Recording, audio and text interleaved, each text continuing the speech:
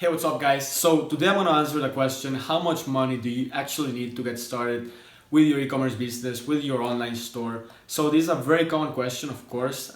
My actually part of my vision is helping people that don't have a lot of money to start their own businesses, so that they can actually be business owners and get the freedom to do whatever they want, have time freedom, location freedom, financial freedom. So of course I understand people that don't have a lot of capital to invest, and I was in that position when I first started out.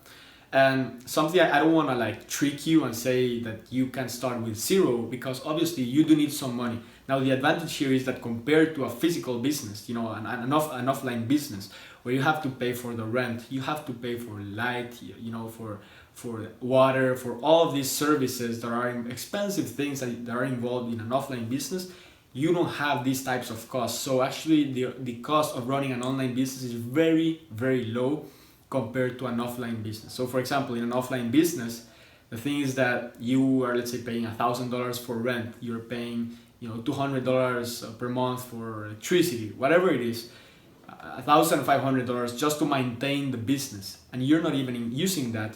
You haven't even included the marketing budget. So imagine how much money it takes. And I'm just this is a really like a cheap scenario.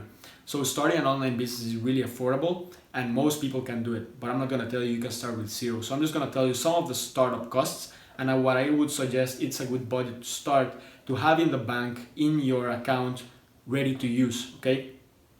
Now, before I go into that, just really quick, I want you to be mentally prepared. This is a must, okay? You need to have a certain amount of money that you are gonna dedicate strictly to your business. So, for example, you have your savings, your life savings, and you should have a separate amount that you will be willing to invest. You'll be willing to lose it all. You will be willing to burn it all, okay? So, I'm not saying you will burn it all or you will lose it all, but be mentally prepared so that you can lose it all. So that you are like, okay, if I lose it, I was prepared for that. The money was meant for that. So it's important that you have a budget, that you dedicate a specific amount, you have it separately, so that you don't get frustrated and you are thinking about all the time that you are using your life savings for your business and you're just losing it all. Okay, it's important to separate it and be mentally prepared to have a budget specifically for this business. Now, talking about the startup costs, some costs that you will face to start your store. If you're using Shopify, which I recommend you use Shopify.com to build your online store, it's gonna be $29 per month, the basic plan, and that's really all you need to get started for the plan. So there are a lot of plans out there, like 49, they're like 79 per month. There's even a plan that I used to have that was $1,200, $1,300 per month, that was just to host a store. I mean, it was like the monthly plan. It got my fees down, but I was paying a lot. So, what I'm trying to tell you is that the cost to start your store with Shopify is $29 per month for that basic plan, which pretty much gives you all you need to get started.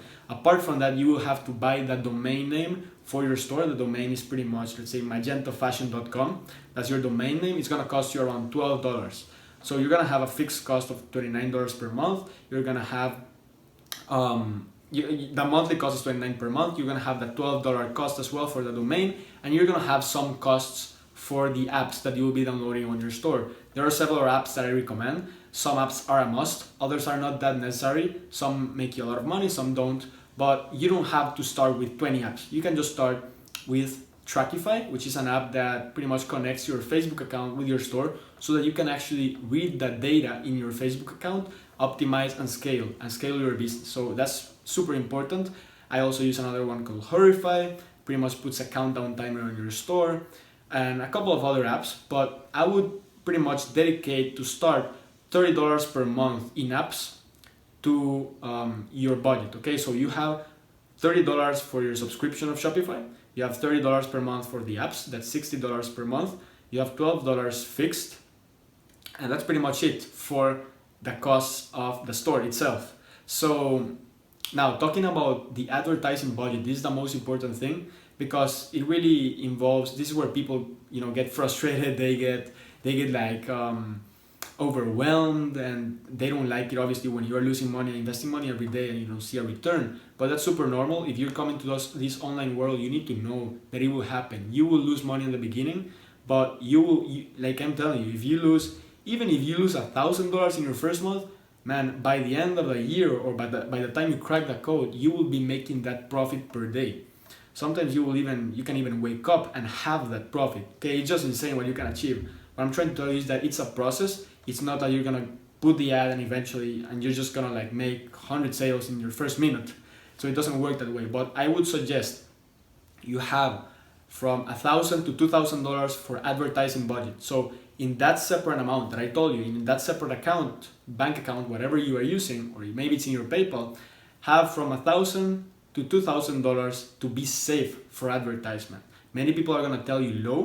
What I wanna tell you here is that if you have a good campaign running, okay, so for example, you've been testing, let's say you lost $300, and then after that you found a winning campaign and you're spending money, you're investing, and then you run out of capital. Okay, you found a winner and it's making money, but you run out of capital and you are not yet receiving the cash flow.